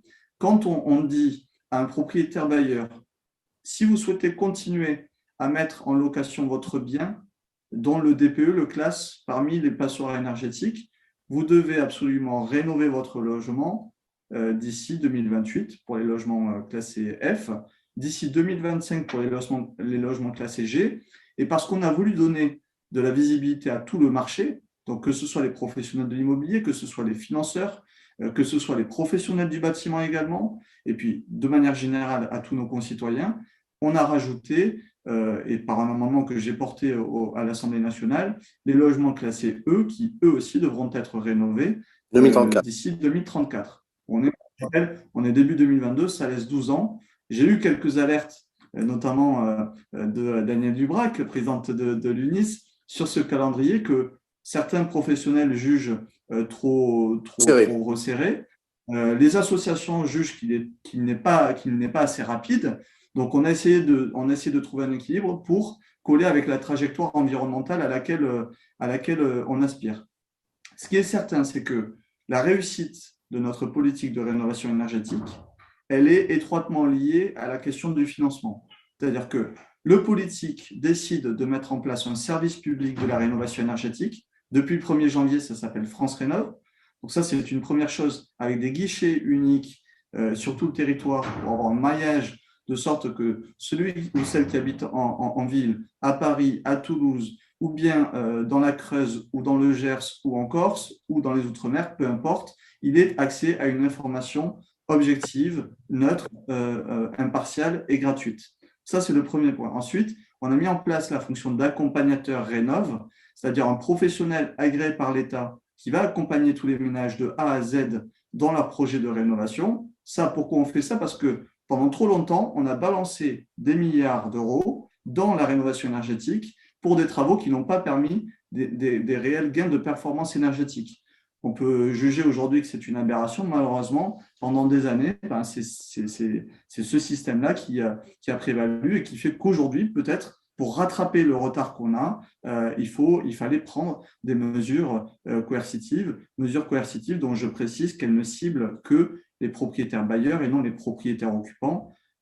concrètement, un propriétaire occupant, s'il veut vivre dans son logement classé G ou classé F après 2028, il pourra totalement le faire. Je nuance juste un petit peu parce que quand je vais interroger nos banquiers ensuite, je voudrais qu'ils parlent largement de l'investissement locatif, mais aussi de la résidence principale. Pas d'obligation en effet, néanmoins une obligation d'information avec le futur audit énergétique. Lorsqu'on vend une maison individuelle, par exemple, lorsqu'elle est vraiment malade, si je puis dire, au plan énergétique, il va falloir le dire, hein, avec les travaux qui s'imposent. Idem si on vend un immeuble en bloc. C'est un sujet pour beaucoup d'investisseurs. Et en copropriété, vous avez choisi une autre voie qui n'est pas la coercition, mais globalement, vous souhaitez aussi que les copropriétaires s'engagent dans ce mouvement. Exactement. On ne peut pas appliquer, on pourrait revenir en détail sur l'aspect juridique, mais on ne peut pas appliquer au droit de la copropriété la même chose qu'on applique à la propriété individuelle. Et donc, pour la copropriété, ça passe par un plan pluriannuel de travaux que l'ensemble des copropriétés, grâce à leur syndic, vont pouvoir élaborer quant à l'adoption de ce plan pluriannuel de travaux, donc qui fixe les objectifs à atteindre. Et cette adoption est soumise évidemment à l'Assemblée générale des copropriétaires qui est seule souveraine. Et donc, les obligations et les restrictions ne s'appliquent pas de la même façon quand on est propriétaire ou copropriétaire dans un immeuble, par exemple. J'ai parlé de France Rénov', j'ai parlé de l'accompagnateur Rénov'. Le troisième pilier et dernier pilier pour réussir la rénovation énergétique, c'est le financement. Le financement, vous le savez, MaPrimeRénov', aujourd'hui, qui est à la fois connu et reconnu, preuve que la volonté de transformer le CITE en prime était, à mon sens, une bonne chose, et c'est une des réussites de ce bilan de ce quinquennat, avec des budgets qui ont été doublés par rapport à ce qui était initialement prévu. Mais à 4 milliards au lieu de 2. Hein. Alors, 2 milliards, on est passé, 2 milliards sur 2021-2022, on est passé à 4 milliards, qui viennent justement permettre très concrètement de sortir un logement d'une passoire énergétique. Et donc, la question du financement, il se pose évidemment sur le plan de la copropriété, parce que c'est à mon sens aujourd'hui, parmi tous les immeubles, les millions d'immeubles en copropriété, j'allais dire le parent pauvre de la rénovation énergétique. Il faut que les établissements bancaires se mobilisent et aient une offre adaptée aux copropriétés si on veut que ça suive. Je vais les mettre à la question après ce propos. Et ensuite, je leur tends la perche pour tout à l'heure, la question du prêt avance rénovation, qui est une proposition issue du rapport Sichel, qui est le directeur général de la Caisse des dépôts. Ça s'appelait initialement dans la loi le prêt avance mutation. Le PAM. On veut en faire de cet outil juridique qui existe dans la loi depuis 2015 et auquel on est venu apporter une garantie de l'État sur le même principe que les PGE pour la crise et pour accompagner les entreprises pendant la crise. Ce prêt avance rénovation, on veut le cibler vraiment sur la rénovation et notamment que une public ou les C2E, les certificats d'économie d'énergie ou les bonifications apportées par certaines collectivités ou l'action des partenaires de l'État comme Action Logement. Si, par exemple, sur une rénovation globale, la rénovation vous coûte 40 000 euros, qu'il vous reste 7 000 euros à avancer, eh bien, vous pouvez souscrire demain, et je crois que pour deux banques s'y sont engagées, la Banque Postale et l'une est avec nous, c'est le Crédit Mutuel. Voilà, exactement. Et donc, l'idée, c'est de pouvoir souscrire un prêt dont le remboursement ne se fera qu'au moment de la mutation, c'est-à-dire de la succession ou de la vente du bien, ce qui permet évidemment, vu que vous ne remboursez que les intérêts de ce prêt qui reste faible, étant donné les aides de l'État, qui reste quelque chose qui va permettre de solvabiliser les ménages. Et notamment, Olivier Sichel a pensé à ce dispositif d'abord pour les seniors, parce qu'il faut savoir que 62% des propriétaires de passoires énergétiques en France ont plus de 60 ans. Donc forcément, moi j'ai 31 ans, je vais voir ma banque pour souscrire un crédit une fois que j'ai déduit les aides de l'État qui dans mon cas sont pas nombreuses, mais c'est pas le sujet, pour financer ma rénovation énergétique. eh bien, la banque me prêtera Bien sûr. financièrement, mais ce n'est pas évidemment le cas pour tout le monde. Et donc, on a des outils, on a des outils naissants et des outils à créer. Le politique a voulu apporter cette garantie de l'État et ce signal aussi aux financeurs, aux banques, pour dire allez-y, on a besoin de vous. Et moi, je le dis ici avec ma casquette de parlementaire et de président du Conseil national de l'habitat, on a besoin des banques pour faire que la rénovation énergétique, ça fonctionne, pour que le marché de l'immobilier gagne aussi en fluidité, et tout ça avec les objectifs ambitieux. Et je comprends que ça puisse peut-être effrayer, mais je veux m'inscrire en faux sur le fait que, sous prétexte qu'on aurait voté la loi climat et résilience, tous les propriétaires bailleurs en France essaieraient de se débarrasser de leurs biens. D'accord. Avec tous les outils mis en place pour accompagner les ménages, que ce soit sur l'aspect administratif comme le financement, on a la possibilité de réussir, mais il faut évidemment que les banques soient au rendez-vous. Bon, et de toute façon, ceux qui auraient ce réflexe-là risqueraient aussi de voir la valeur vénale du bien affectée, c'est-à-dire que remettre à niveau de vertu énergétique, qu'on loue, qu'on ne loue pas, c'est un sujet. Hein, voilà. Alors, la transition est faite. Deux sujets encore, celui que vient d'évoquer très clairement Michael Nogal, mais on va prendre l'avis de deux grands offreurs de prêts, et puis on parlera ensuite d'assurance emprunteur. C'est un grand sujet. On sait combien ça compte dans le coût final de l'endettement. Didier et Guy, allez, on va commencer par Didier, il en faut un. D'autant que Michael a cité le Crédit Mutuel et la Banque Postale, ce sont deux établissements qui déjà se sont engagés à distribuer ce prêt-avance rénovation, qui a été très, très clairement décrit par Michael. Donc, un petit mot là-dessus. Et puis, plus largement, quelles offres allez-vous porter dans votre catalogue de crédits qui soient adaptés au financement de la transition énergétique? Pour moi, deux sujets. On va acheter une passoire énergétique, on va dire un bien très faiblement performant. Il faut engager des travaux, il y a donc une addition de coûts. Comment vous allez regarder ça? Et puis pour ceux qui sont dans leur logement, qui peut-être ont 35, 40, 45 ans, ne parlons pas de ceux qui, plus âgés, pourraient avoir affaire au pré-avance rénovation, mais pour le commun des emprunteurs, qu'est-ce que vous proposez? Et notamment, je pense aux prêts collectifs en copropriété dont je ne vois pas beaucoup d'offres sur le marché. Voilà, j'accuse Didier. Et puis ensuite, Guy, il peut préparer les réponses aux mêmes questions. Alors, on va commencer par le pré-avance rénovation. Voilà, vous êtes vertueux, vous êtes tranquille là-dessus. Vous êtes bon élève. Vous êtes bon élève. Exactement. Non, tout à l'heure, Xavier disait qu'on avait été un peu, ou qu'on était frileux sur le prêt viager hypothécaire. Là, sur le prêt-avance rénovation, vous l'avez dit, le PAM n'a pas bien fonctionné. Et nous, on s'est engagé il y a un an avec Olivier Stichel dans la réflexion de la commission qui était menée pour travailler autour de la rénovation énergétique. Et effectivement, on est arrivé à la conclusion que sans financement, on n'irait pas très loin. Juste pour redonner quelques chiffres, les passoires thermiques en France, c'est 4,8 millions de logements qui sont considérés comme passoires thermiques, donc avec une étiquette F ou G.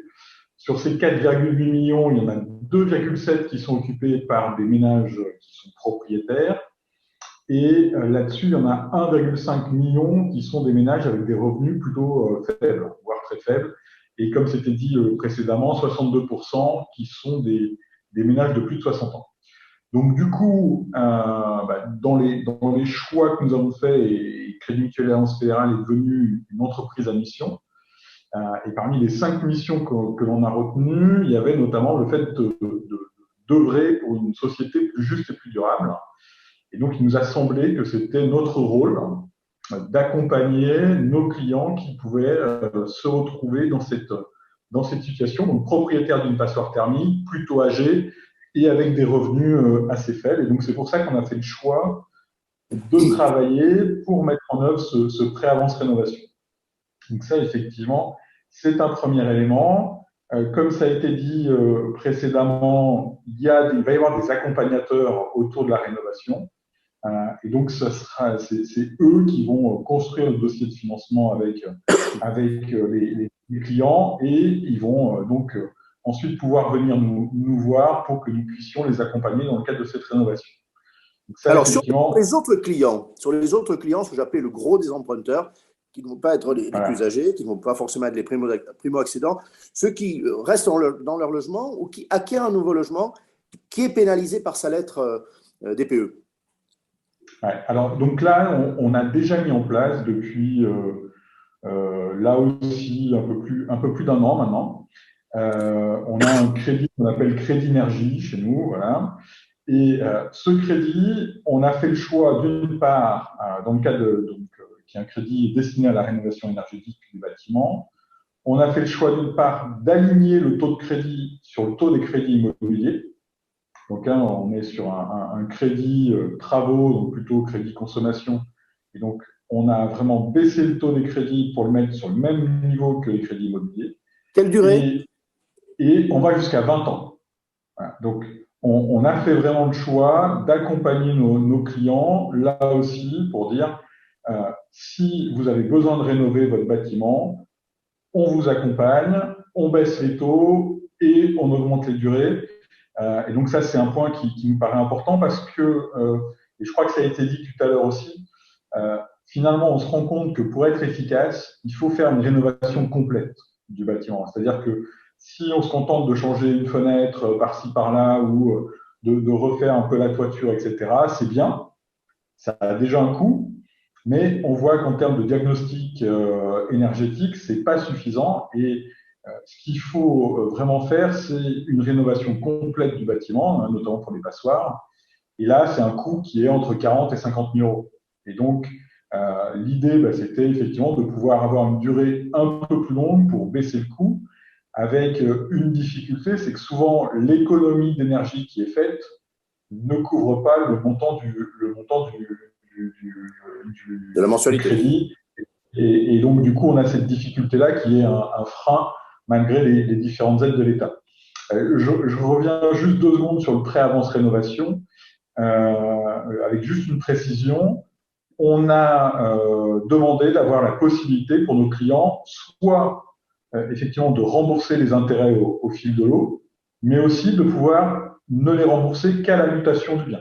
Donc en fait, ça veut dire que pour un certain nombre de ménages, il y aura un coût zéro jusqu'à la mutation du bien, vraiment pour les accompagner au mieux. Voilà. Et puis sur le dernier point, effectivement, sur les copropriétés, c'est un élément sur lequel on travaille qui est pas facile, notamment parce que dans une copropriété, tous les copropriétaires ne sont pas clients de la même banque et du coup de trouver la bonne façon de les accompagner, c'est des éléments sur lesquels on travaille. La mission menée par Olivier Sichel l'avait identifié et on n'a pas trouvé dans le cadre de cette mission là de solution immédiate. On s'est plutôt concentré effectivement sur les propriétaires individuels, mais comme vous le soulignez, ça reste un point essentiel. Et en tout cas, nous, dans nos équipes, on essaye de travailler là-dessus. On a des partenaires qui ont des parcs immobiliers assez importants, qui interviennent en tant que syndic de façon importante, et on essaye de regarder avec eux aussi quelles solutions on pourrait mettre en œuvre. Mais vous avez raison, c'est le point sur lequel, pour l'instant, on a le moins avancé, qui est sûrement un nœud à résoudre. Merci beaucoup, Guy. Et entre vos 2 interventions, je rappelle, vous l'accepterez confraternellement, qu'il y a une enseigne aujourd'hui qui apporte une solution aux copropriétés. Ce sont les caisses d'épargne, avec toute l'histoire du crédit foncier, et notamment la reprise du crédit foncier a conduit les caisses d'épargne à continuer à distribuer un prêt collectif. Voilà, je le dis devant l'un et l'autre. Guy, dans l'offre du Crédit Agricole Île-de-France, parlons de votre caisse, puisqu'on a bien rappelé que vous avez chacun vos stratégies commerciales, même si elles sont concertées. Qu'est-ce qu'il va y avoir d'innovant? Alors, je pense en particulier, on a parlé du financement des travaux, enveloppe de travaux, vous pourrez dire ce que vous avez vous-même en besace, mais quid de ces passoires énergétiques et est-ce que vous les refusez aujourd'hui? Moi, j'ai entendu, je poserai la question à Olivier Landrevie, il a une vision panoramique en tant que courtier, mais que certains prêteurs refusaient le financement de passoires énergétiques, notamment à destination des investisseurs, puisque derrière, on sait qu'il y a les obligations que Michael Nogal a rappelées. Donc, votre regard sur ce financement global, on va dire, le bien plus son amélioration, les copropriétés aussi, si vous avez des annonces à nous faire, on est preneurs. Disons que, d'ailleurs, plus largement, le Crédit Agricole, par la voix de Philippe Brassac, qui s'est exprimé sur sa volonté d'avoir un impact fort en matière de responsabilité sociale et environnementale. On le fait à travers, que ça soit de rendre l'accès à l'emploi pour les jeunes, mais bien sûr le logement, de par notre position, fait qu'on a réellement envie de renvoyer en tout cas de la performance pour être là aussi jouer un rôle assez fort sur cet impact environnemental. Mais là aussi, en n'oubliant pas le fait qu'on est une banque universelle et que on veut couvrir l'ensemble des agents économiques sur l'ensemble des situations. Donc, on l'a dit, il y a les particuliers, c'est effectivement ce qui est le plus simple. Je reviendrai sur le prêt avance mutation tout à l'heure si on a le temps.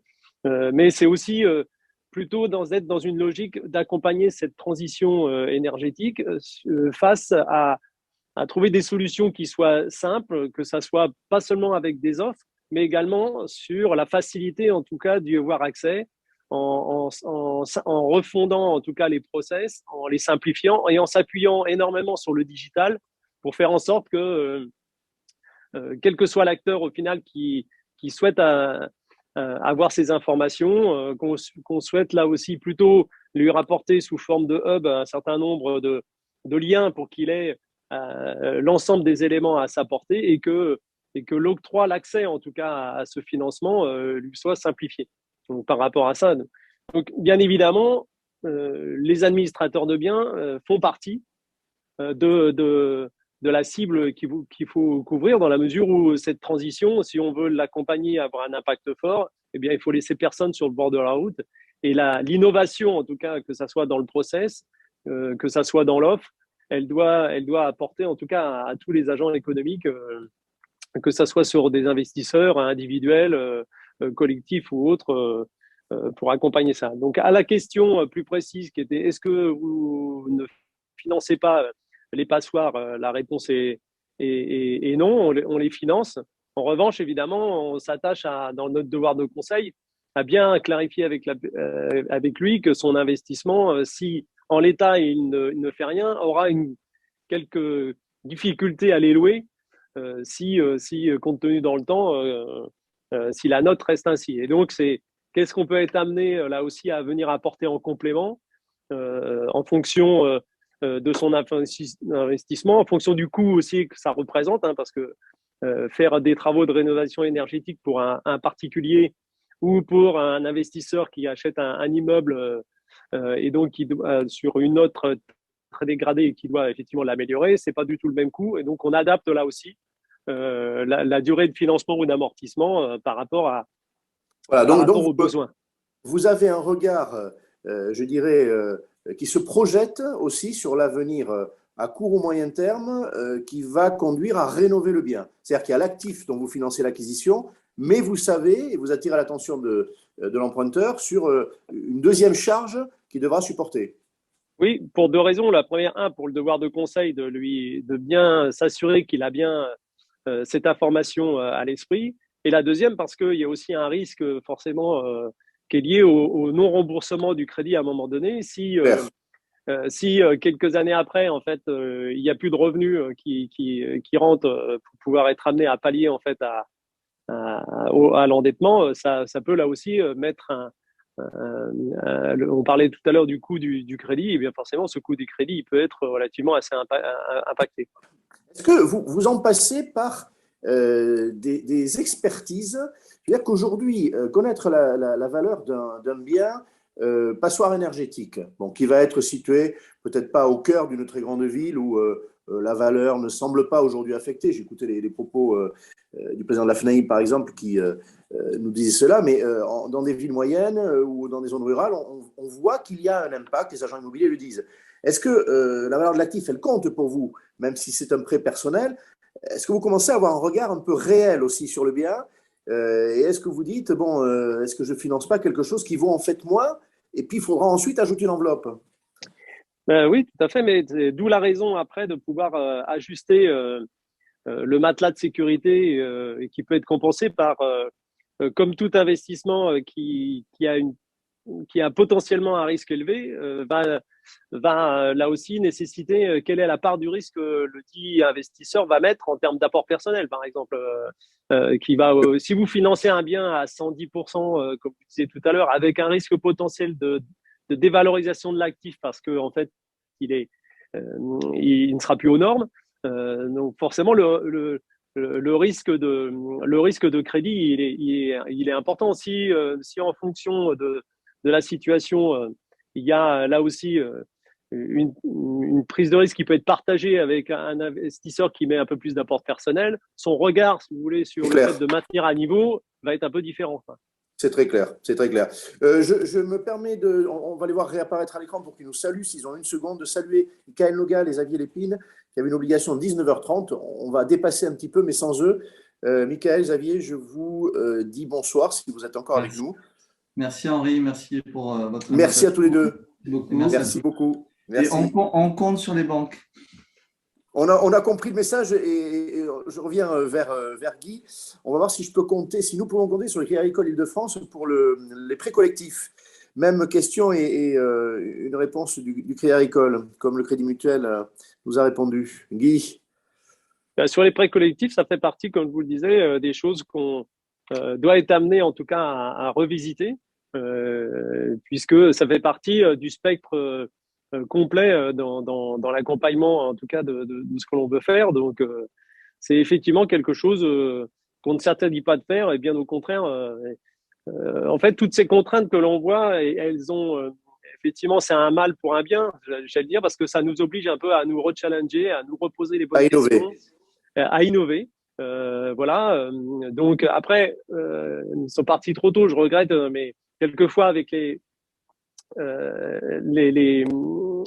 partenaires publics, en fait, là aussi, on peut trouver des simplifications qui sont pas forcément liées à ajouter un certain nombre de choses. On parlait du prêt avance mutation tout à l'heure, mais une des raisons pour lesquelles c'était assez compliqué, c'est le coût aussi de sa prise de garantie réelle.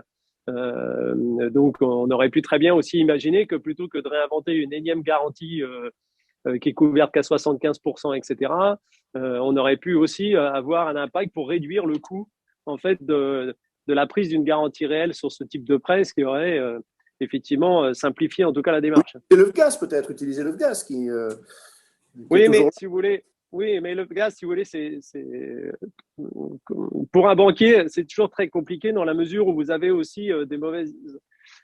Vous avez aussi, si vous voulez, le fait d'avoir le FGAS et qui vient vous voir en sachant que si vous respectez pas l'ensemble des critères qui sont toujours très complexes, globalement, il faut mettre aussi en avant, si vous voulez, comme l'éco-PTZ, le coût de la distribution et la complexité en fait de sa part, de la compréhension par le client déjà qui veut faire accès à ce prêt, et la complexité et le coût de la distribution.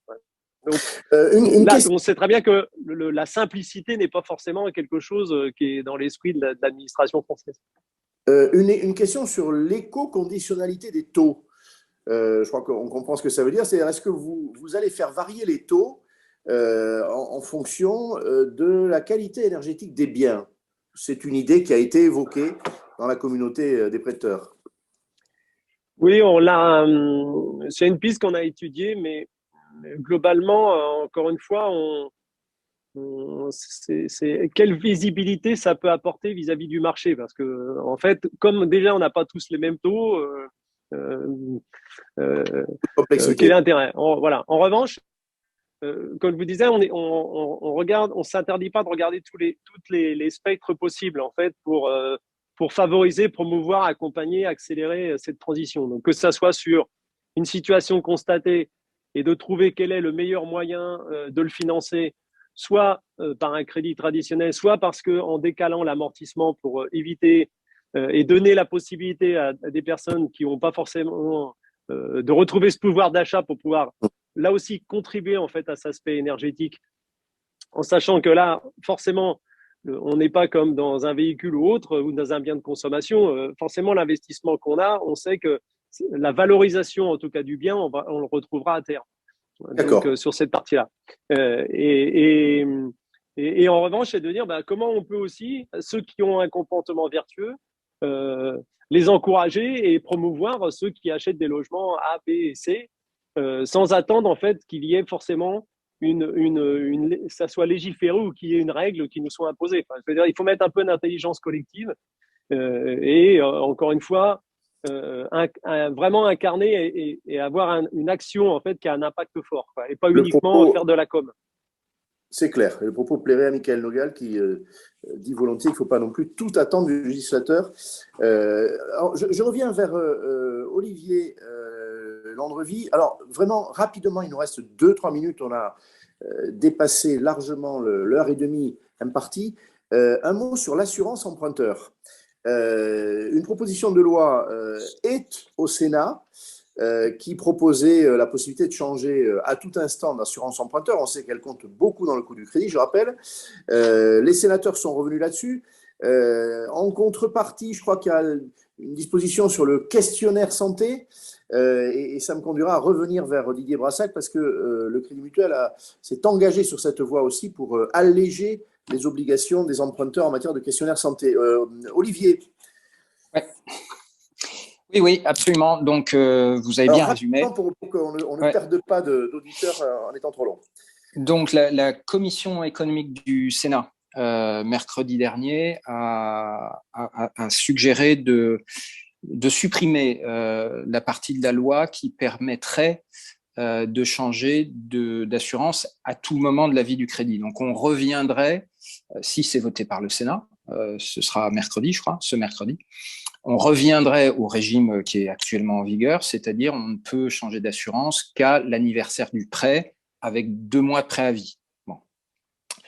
Bon, là-dessus, moi, mais je vais être un peu isolé puisqu'il n'y a plus La République en marche, qu'il n'y a plus que mes collègues banquiers. Mais ce que je dis par rapport à ça, c'est que on a eu 3 lois successives qui visaient à libéraliser le marché de l'assurance emprunteur. La loi Lagarde 2011, Hamon 2014, Bourquin 2018. Résultat des courses après 10 ans, on n'a ouvert que 12% du marché. Il n'y a que 12% qui est pris par les assureurs, on va dire. Le reste est encore contrôlé par les banques. Corrélation entre le crédit et l'assurance, en clair. Oui, en gros, c'est ça. Donc, vous avez encore 88% où c'est la banque elle-même qui fait l'assurance emprunteur. Donc, moi, je trouve ça dommage, évidemment, que cette proposition ne passe pas si ça devait être voté en l'état. Bon. Ensuite, là où ça se complexifie, c'est ce que vous avez présenté comme la contrepartie. Moi, j'ai du mal à voir en quoi c'est une contrepartie. Qui est l'interdiction des questionnaires de santé pour les crédits qui n'emmènent pas au-delà de 65 ans et qui sont inférieurs à 200 000 €. Alors d'abord, permettez de traduire, je suis désolé, mais c'est un peu technique, mais tout le monde se focalise sur 65 ans, mais c'est 65 ans à la fin du crédit. Donc quand on connaît la durée d'un crédit immobilier, compte tenu des prix, en réalité, il faut traduire 40 ans. Donc ça veut dire que au-delà de 40 ans, on continuera à avoir le questionnaire de santé et si on a une santé problématique, on continuera à payer des surprimes. Il n'y aura rien de changé pour ces gens-là. Ceux pour qui ça va changer, ce sont les moins de 40 ans qui sont sur des crédits de moins de 200 000 €. Moi, je traduis primo-accédant. Et pour eux, s'ils sont en bonne santé, ils n'auront plus accès, puisqu'il n'y aura plus de questionnaire de santé, ils n'auront plus accès aux solutions très compétitives que proposent certains assureurs spécialisés. Et qui, pour un trentenaire en bonne santé, non fumeur, je précise, parce qu'on se focalise sur la santé, mais l'élément clé du questionnaire de santé, c'est surtout de savoir si vous êtes fumeur ou non fumeur. C'est ça qui fait le plus de discrimination. Et il faut dire la vérité dans les questionnaires de santé, on le rappellera. Voilà. Et donc, 30 ans non fumeur, grâce à ce questionnaire de santé, aujourd'hui, vous payez 2 fois moins cher en passant par une assurance spécialisée qu'en passant par l'assurance groupe de votre banque. Et donc, ce sont eux qui vont payer le prix de cette réforme. et qui vont le payer. Alors, le groupe LR qui a proposé ça présente ça comme une sorte de devoir de solidarité. Enfin, non, c'est de la solidarité vis-à-vis de personnes qui ont plus de 40 ans, qui sont déjà installées dans la vie. Et par ailleurs, qui, eux, payent moins cher leur crédit, parce que généralement, ils obtiennent de meilleurs taux sur le crédit puisqu'ils ont des revenus plus importants. C'est clair. Donc voilà. Donc, je trouve que le sujet mériterait réexamen par nos parlementaires. Voilà. Très bien, mais on le dira à Michael Nogal, même si je le rappelle, il est député et que là, on parle du Sénat. C'est la deuxième lecture, enfin la première lecture dans la Chambre haute. Un petit mot, et merci beaucoup Olivier, un petit mot de la part de Didier sur le choix du Crédit Mutuel d'alléger cette obligation de répondre au questionnaire de santé. Ça fait le lien avec ce qui est dans la proposition de loi. Oui, alors, nous, on a une vision un petit peu différente, effectivement, et je rappelle que un emprunt immobilier, c'est un engagement sur une durée qui est assez longue. Et le fait de résilier à tout moment un contrat emprunteur, finalement, ça crée une certaine distorsion entre l'engagement de l'assureur et l'engagement de l'assuré. Autant quand on est sur du crédit auto, le crédit habitation, avec un renouvellement tacite chaque année, là-dessus, qu'on puisse avoir une liberté, on n'y voit pas de difficulté. On retiendra que vous n'êtes pas tout à fait du même avis là-dessus. Voilà, on retiendra ça. Voilà, exactement. Donc ensuite, voilà, le côté, quand on est banquier, on a des clients qui sont jeunes, qui sont âgés, qui sont bien portants, qui sont malades. Et nous, notre objectif, c'est de dire, on est là pour servir tout le monde. Et on est là, en plus, quand on s'appelle Crédit Mutuel, pour défendre justement cette idée d'une communauté et donc de la mutualisation.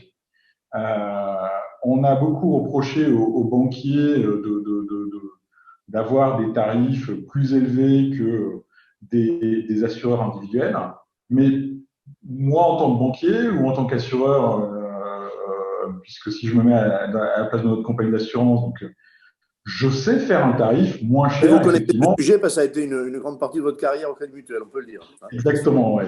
J'ai fait quelques années d'assurance, mais du coup, j'ai aucune difficulté à faire un tarif qui serait le même que celui des assureurs individuels aujourd'hui, avec un tarif beaucoup plus compétitif pour les moins de 30 ans, mais je dois aussi être capable de répondre à mes clients qui ont 55 ans, qui vont faire un crédit immobilier, et de leur apporter une réponse qui soit compétitive. Là où finalement, peut-être que l'assureur individuel va se contenter de répondre à des clients qui ont entre 30, 25 et 40 ans. Donc moi, j'ai cette problématique de répondre à tout le monde, et donc on souhaite défendre cette notion de partage, de communauté, et c'est pour ça qu'on a décidé, pour l'ensemble de nos clients fidèles, alors pourquoi nos clients fidèles? C'est pour dire, voilà, vous nous avez fait confiance, en retour, on vous fait également confiance. Souvent, on dit que les banquiers font des cadeaux pour attirer les nouveaux clients, mais traitent assez mal leur portefeuille. La fidélité ne rapporte pas, c'est vrai, on le dit. Voilà, donc on a fait le choix de récompenser la fidélité et d'accompagner du coup nos clients qui nous ont fait confiance, qui travaillent avec nous depuis un certain temps, de leur dire, si vous faites un crédit immobilier avec nous, il n'y a pas de souci, jusqu'à 500 000 euros, jusqu'à 62 ans à la souscription et par rapport à ce que vous proposez, et pas du tout à la fin du crédit, vous n'aurez pas de formalité médicale et nous n'appliquerons pas de surprime. Et on a souhaité également traiter nos clients qui étaient en portefeuille, donc on a supprimé pour 91 000 clients qui étaient en portefeuille leur surprime ou également un certain nombre de limites qui pouvaient être mises dans leur contrat. Donc, on a fait ce choix-là parce qu'il nous semblait que c'est quelque chose qui se travaille sur la durée et avec cette volonté de répondre à l'ensemble de nos clients. Didier, et ce sera le mot de la fin avant que je ne passe la parole à Émilie. Qu'est-ce qu'on appelle la fidélité au Crédit Mutuel? En amour, c'est plus compliqué, mais là, vous avez dû la quantifier. C'est quoi? C'est 10 ans, 15 ans? On est parti sur une durée moins longue, on a mis 7 ans. 7 ans, bon, ben voilà, très bien. Parfait. Voilà. Merci beaucoup. Je voudrais remercier, en ce qui me concerne, Émilie le fera aussi, Didier Brassard, qui est face à nous, directeur commercial du Crédit Mutuel Alliance Fédérale, pour son franc-parler. Je remercie de la même attitude son confrère Guy Poyen pour le Crédit Agricole Île-de-France. Xavier Lépine, Michael Nougal nous ont quittés. Je rappelle que l'un est président de l'Institut de l'épargne immobilière et foncière, le second député, et surtout ils travaillent ensemble à un programme présidentiel pour un candidat de La République En Marche sur le logement, et Olivier Landrevie, qui s'est exprimé il y a quelques minutes, président du groupe CAFPI. Merci à vous 5 de votre franchise. On se retrouvera dans un mois, vous saurez bientôt quel jour précisément. On est passé à un lundi aujourd'hui, c'était pour les besoins de l'emploi du temps de Michael Nogal, parlementaire. Je vous rappelle autrement que le mardi est notre jour consacré en principe. Émilie, le mot de la fin. Oui, merci Henri, merci à tous. Vraiment individuellement pour ce débat de haut niveau et toutes les informations que vous avez apportées à nos auditeurs. Voilà, je ne vais pas être beaucoup plus longue parce qu'on a été très attentifs à tout ce débat et voilà, on a un peu dépassé le temps. Donc voilà, on est très heureux de vous retrouver le mois prochain et je trouve que cette année commence très bien avec un haut niveau. Merci à tous. Merci à tous.